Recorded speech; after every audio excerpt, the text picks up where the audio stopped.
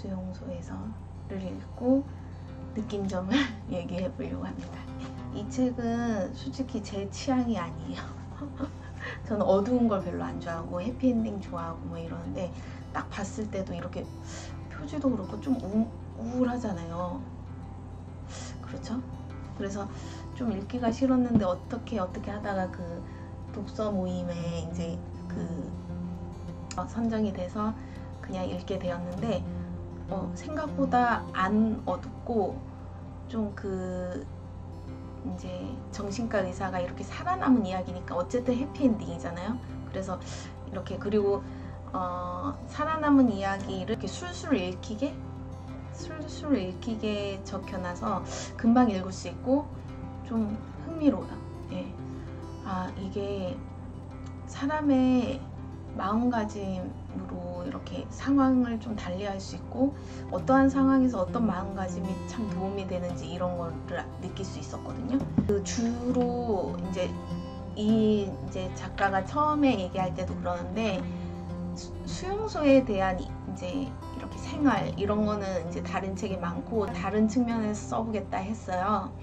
그래서 봤더니 정신과 의사다 보니까 이제 그 수용소에 갇힌 사람들이 어떤 정신으로 살아가는 걸 관찰해서 쓴 글이라고 보시면 되거든요. 그래서 이제 우울했던 제 마음에 관찰을 좀 할 수 있었던 책이었던 것 같아요. 이제 이렇게 목차를 보시면 이제 수용소에서 체험이 일부가 강제 수용소에서의 체험이고 2부가 로봇 테라피의 기본 개념이에요. 보이시나요? 그리고 세 번째는 비극 속에서의 낙관 이렇게 돼 있거든요. 이게 이제 큰 목차인데 처음에는 강제 수용소에 대한 체험에 대해서 나와요.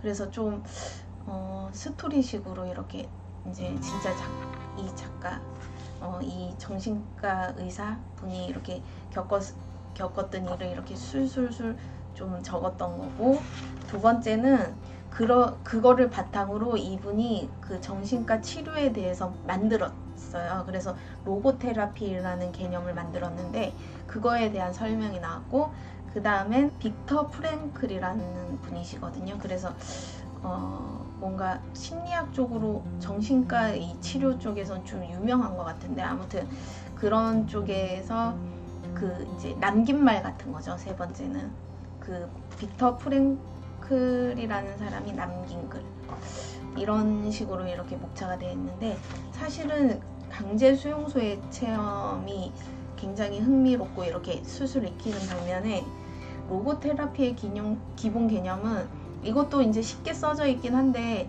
좀 이해하기가 조금 난해했다 해야 되나? 처음에는 괜찮은데 뒤에는 조금 어려운 부분이 있어요. 아무래도 그런 설명이고 재미도 별로 없을 수 있고 그렇고 예, 그렇습니다. 그런데 이제 이걸 읽으면 굉장히 재밌는 게, 제가 왜 우리가 막 이제 농담식으로 감옥 같아 뭐 이런 얘기를 하잖아요. 육아할 때도 뭐 그런 얘기하고, 아니면 직장에서 뭐 아무튼 뭔가 이렇게 사로잡힌 그런 이 일상을 이제 약간 농담식으로 감옥 같다는 얘기를 했는데, 이걸 읽으면 감히 감옥 같다는 얘기를 하면 안 된다 뭐 이런 생각이 들거든요. 너무 뭐라 하지, 죽음을 앞두고 있고 이 급박한 상황에서 계속 일하고 잠도 못 자고 일하고 막 이래요. 그런데 되게 웃기게도 이걸 보면서 제가 육아를 할 때 느낀 점이 비슷한 게 많은 거예요. 그래서 정말 감옥, 이거랑 비교는 할 수 없지만 감옥 같은 체험을 했나? 뭐 이런 약간 그런 느낌이 있었어요. 그래서 제 스스로가 너무 놀란 거예요. 왜냐면 제가 그렇게 나약하구나, 이렇게 정말 힘들게 감옥 생활을 한 사람 앞에서 감히 이런 마음을 공유할 수 있다니, 이런 느낌이 있었거든요. 그래서 제 자신을 좀 반성했는데, 어떤 부분이 와닿았냐면 비스마르크가 이런 얘기를 했대요. 인생이란 치과 의사 앞에 있는 것과 같아. 그 앞에 앉을 때마다 최악의 통증이 곧 찾아올 것이라고 생각하지만 그러다 보면 어느새 통증이 끝나 있는 것이다. 이렇게 말을 하고 강제 수용소에 있던 대부분의 사람들은 무언가를 성취할 수 있는 인생의 진정한 기회는 자기들에게 다시 오지 않을 것이라고 믿었다. 삶의 지침을 돌려놓았던 그런 경험의 승리를 정신적인 승리로 만들 수도 있었고, 그와는 반대로 그런 도전을 무시하고 다른 대부분의 수감자들처럼 무의미하게 보낼 수도 있었다. 이 말을 했는데 정말 이게 제일 와닿았던 부분인데요. 이게 저는 되게 이제 약간 생각을 비관적으로 하는 느낌이 약간 있어서 아이를 돌볼 때 특히 신생아 때 제일 힘들었다고 했는데, 그 신생아 그 기간 그리고 아이에게 묶여있는 그 기간이 정말 오래될 거라고 생각했어요. 네, 그래서 이게 끝이 없을 것 같다. 뭐 예를 들면 저질렀구나 이런 느낌. 누군가에게 얽매여서 이렇게 생활하는 거, 누군가를 책임지면서 자유롭지 못한 이 생활이 정말 오랫동안 지속될 것 같은 느낌이 있었어. 언제 끝나나. 100일 때도 이제 100일 지났으니까 좀 나았겠지 했지만 또 같은 생활의 반복, 뭐 이런 것들. 아무튼 그 생활이 엄청 지속될 것 같은 이 느낌을 받으면 정말 우울하거든요. 우울함이 이제 증폭. 정말 이건 끝이 없을 것 같아. 이런 느낌이 드는데, 그런 부분에서 이 말이 진짜 와닿았던 거예요. 제가 진짜 지속될 것 같은데 어쨌든 어린이집 보내고 뭘 하고 하니까 조금 나아지는, 그리고 이제 밤중 수유 끊고 하니까 이제 진짜 이렇게 서서히 나아지는 거 보고 이게 지속됐다고 생각하는 게 내 잘못이었구나, 이런 느낌이 있었고, 뭐 그런 것들. 그리고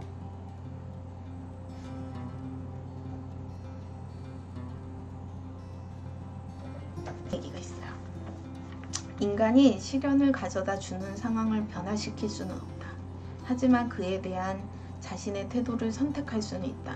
이 얘기를 했거든요. 거기서 끝까지 이제 수용소지만 자유를 억제를 못하는 이유가 이거라고 이제 주장을 하는데, 자신의 태도를 선택할 수 있다 이러면서 마지막에는 사람들은 그 극한 속에서 가면을 벗고 돼지와 성자 두 부류로 나누어졌다, 이렇게 얘기를 하거든요. 근데 저는 진짜 안타깝게도 항상 그 최악의 경우가 육아 말고도 그 전에도 좀 있었는데 그때 항상 선택했던 게 약간 돼지였어요. 그냥 쾌락에 빠지고 아니면 이제 좀 돼지처럼 뭐 이렇게 먹기만 하거나 잠만 자려고 하거나 이 본능적으로 더 이끌렸던 부분이 있는데, 이분은 자기가 이제 성자라고 딱 진짜 자신 있게 얘기할 수 있다고 얘기를 하거든요. 왜냐하면 그 극한 속에서도 이제 먹는 것보다 이렇게 본능보다는 이성에서 자기가 해야 할 일을 찾았다, 뭐 이렇게 주장을 하고 있는 그런 건데, 이거는 좀 개념 이제 너무 극단적으로 얘기하신 것 같아요. 그런 부분은. 근데 아무튼 그런 개념에서 좀 배운 게 많거든요. 아무래도 그래도 돼지보다는 성자가 되는 게 좋으니까. 그래서 그게 꼭 이제 보면은, 이거는 이제 제가 다음에 얘기할 그 행복의 기원을 보면 좀 다른 얘기가 나와요. 그래서 그거는 이분이 이제 그 돼지라고 칭한 거는 조금 극단적인 것 같긴 하지만, 그래도 이제 어쨌든 그 극한 속에서도 의미를 만들고 살아가는 힘을 배울 수 있는 거는 이 책이 좀 맞는 것 같거든요. 조금 어떻게 인간이 어떤 정신을 가지고 살아가야 하나, 이런 것들이랑, 그리고 이거에 빗댈 수가 없잖아요. 죽음의 수용소는 정말 최악의 경우인데 그 속에서도 이 작가가 어떤 마음으로, 그리고 다른 사람들도 어떤 마음으로 이겨냈는지, 이런 거를 볼 수 이제 엿보면서 내가 이런 마음가짐을 가지면 좋겠다, 이런 걸 좀 많이 배웠던 것 같아요. 그리고 제일 재밌던 건 해방이 돼서예요. 이제 제가 모유수유를 1년 동안 13개월을 했으니까 이제 좀 자유롭지는 못했는데, 아이를 처음으로 이제 저한테 이제 가족들한테 맡기고 처음으로 외출한 적이 있어요. 굉장히 즐거울 것 같은데 별로 안 즐겁고 애가 보고 싶고 이런 거예요. 근데 이게 그 감옥 수용소에서 탈출하고 나서의 느낌이 그렇게 써 있는 거예요. 이렇게 비슷하게. 그래서 굉장히 이게 이거를 감옥이랑 비교하고 싶진 않지만 되게 의아하게 이게 공감이 많이 돼서 정말 깜짝 놀란 그런 책이거든요. 우연히 읽었다가. 그래서 흥미로웠다 해야 되나요? 네, 흥미롭게 읽었던 책이고 133쪽인데 고통스러운 감정은 우리가 그것을 명확하고 확실하게 묘사하는 바로 순간에 고통이기를 멈춘다. 이게 스피노자가 한 얘기래요. 그런데 이 말이 이제 전에 제가 얘기했던 그 감정의 그 고통스러운 감정이 뭔지를 정확히 알면 그 고통이 아니라는 그 말인 것 같은데, 이게 이제 여기서 이 빅터 플랭크가 이 책을 지을 수 있었던 것도 감옥에서 계속 글을 썼던 거. 그러니까 그 사람은 어떻게 하고 나는 어떻게 하고 이렇게 글을 썼기 때문에 이제 연구를 한 거죠. 절망을, 이 고통을. 그래서 그 감정을 연구했기 때문에 조금 더 이제 삼자의 느낌으로 볼 수 있었고, 그 고통이 오로지 나의 것으로 안 받아들이고 이렇게 좀 벗어나서 이렇게 관찰할 수 있었던 거죠. 그러니까 여기서 살아남을 수까지 있었던 느낌인데, 이거 말고도 이 책은 이제 수용소고 엄마를 빗대어서 한 은유 작가님이라던가, 그리고 뭐 유명하진 않지만 그냥 엄마가 돼서 글 쓰신 분들 보면은 글로 이렇게 감정을 표현해서 많이 극복했다, 힘든 걸. 이런 책이 엄청 많거든요. 관련된 책을 저도 많이 봤는데, 저는 이제 그 독후 활동하면서 이제 책을 읽으면서 정리하면서 조금 그런 시기였고, 그분들은 이제 새벽에 아니면 밤에 글로 막 쓰면서 이제 자기 감정을 표출하면서, 그리고 감정을 알아가면서 나도 알고 이런 식이 많은데, 이게 좀 진짜 그러면서 이제 마인드가 좋아지고, 그래서 이제 육아도 더 힘있게 하고 이런 거가 많이 써 있어요. 이제 써 있는 책이 많아요. 그런 거를 참고하시면 좀 좋을 것 같아요. 그래서 왜 책을 읽어봐라, 저기 글 써봐라 이러는데, 힘든데 그럴 시간 어딨어 이럴 수도 있지만 정말 그게 좀 도움이 되니까요. 이것도 여기 책에서도 이제 우리보다 훨씬 극단적인 최악의 상황이지만, 이제 글로 쓰면서 이렇게 관찰하면서 나의 고통을 이렇게 오롯이 느끼는 게 아니라 관찰, 이렇게 좀 남의 입장에서 글을 쓰다 보면 남의 입장이 될 수가 있는 경우가 있거든요. 글을 쓰면서 이건 아닌데 이렇게. 저도 이제 글 쓰는 거는 가끔 좋아하긴 하는데, 아무튼 그런 맥락이 또 비슷하더라고요. 그거 말고도 이 작가분이 로고테라피라면서 그 정신질환에 대해서 쓴 게 있어요. 그래서 정신질환에 대한 그 치료를 어떻게 했는지가 써 있어요. 그러면서 그 부분도 저한테는 굉장히 도움됐던 게, 내가 혹시 이래서 고통스러운 거 아닐까? 이런 측면이 있지 않을까? 이런 거가 있는데, 신경질환이 2개의 잘못된 인식에서 비롯된 사실이다. 이렇게 하면서 일자리를 잃게 된 것을 자신이 쓸모없는 인간이 되었다는 것과 동일시하고, 쓸모없게 되었다는 것을 무의미한 삶을 살게 되었다는 것과 동일시하는 것이다. 이러면서 이제 신경질환이 생긴다, 이런 얘기가 있었는데, 제 인생의 전체를 보는 것 같고, 이 삶이 끝이 안 날 것 같고, 이런 것들 때문에 엄청 우울했는데, 이 책을 보면서 이게 객관화 되니까 이게 내가 너무 지나치게 생각한 거구나, 너무 멀리 갔구나, 이런 게 많이 느껴져서 반성도 하면서 좀 되새김질한 거죠. 내가 진짜 잘못 생각했고, 나는 제일 크게 느꼈던 게 나약하구나. 아니, 이렇게 저는 제 자신을 돌아봤던 게, 그 생활, 애기를 부르는 생활에서 이상한 거에 집착을 하게 된 거예요. 예를 들면 제가 무조건 씻고 자야 되는 게 있어요. 근데 물론 그거를 느끼지 못했거든요. 근데 애를 낳고 나서 더 내가 씻고는 자야 된다. 뭐 이런 씻는 것조차 내가 못한다고? 뭐 이렇게 욕구에 엄청 그 왜 픽스하면서 있잖아요. 그 욕구를 엄청 집착을 하면서 내가 왜 이것까지 포기하면서 먹는 것까지 포기하면서 예를 들면 씻고 자는 것까지 포기하면서 애를 봐야 돼? 뭐 이런 것들 있잖아요. 그런 거에 굉장히 집착을 했던 것 같아요. 그러니까 더 우울하고 왜 내가 이거를 남에게 허락받고 해야 돼? 허락을 받는 느낌인 거예요. 이 애를 맡긴다는 게. 애는 나의 일인데 뭐 이런 좀 막 생각이 엄청 많았어요. 아무튼 이게 혼자 있고 애랑 말 없는 애랑 둘이 있다 보니까 생각이 엄청 많았는데 그런 것들에 대해서 굉장히 반성하게 됐죠. 이렇게 극한 상황에 있는 사람과 내 감정이 비슷했다는 것 자체가 놀라웠던 거죠. 그래서 이거를 보면서 좀 제 자신을 객관화했던 것 같아요. 객관화하면서 이제 발전된 생각을 하도록 노력을 했던 것 같아요. 네.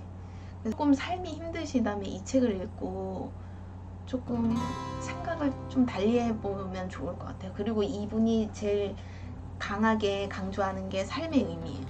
왜 살아야 하나? 의미에 대해서 직설적으로 얘기한 부분이 있지만 저는 이제 그런 직설적인 부분을 별로 안 좋아하니까 좀 은유적으로 이렇게 비유한 것을 한번 읽고 이제 끝낼게요. 영화는 수천 개의 장면으로 이루어져 있고 각각의 장면에 다 뜻이 있고 의미가 있지만 영화의 전체적인 의미는 마지막 장면이 나오기까지 전까지는 드러나지 않는다. 하지만 영화를 구성하고 있는 각각의 부분, 개별적인 장면들을 보지 않고서는 영화 전체를 이해할 수 없다. 이렇게 삶을 비유를 했거든요. 근데 저도 이제 전체적으로 알 수가 없잖아요. 제 인생을. 정말 죽기 전에 내 인생이 이렇게 흘러갔구나 라고 느껴질 거고 그리고 이 장면 하나하나 내가 이런 생활을 했기 때문에 마지막에 이렇구나.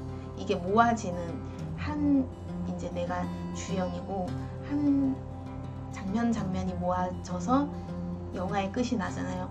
이런 것들 그러니까 이 사람은 나에게 지금 이 순간을 괴롭지만 이 순간이 전체라고 보지 말라고 이렇게 강조하는 것 같아요.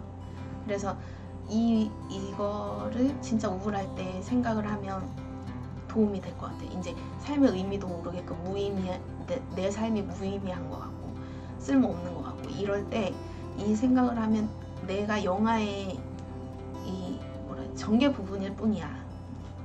뭐 클라이막스일 거야. 뭐 이렇게 생각을 조금 달리하면 우울함이나 좀 그런 면이 많이 나아지지 않을까 이런 생각이 들거든요. 그래서 이제 이 책은 그런 부분에서 이제 좀 도움이 됐다고 이제 생각이 됩니다. 그렇기 때문에 이제 읽어보시면 좋을 것 같고 그리고 이제 다음에는 제가 행복의 기원이라는 책을 리뷰를 할 거예요.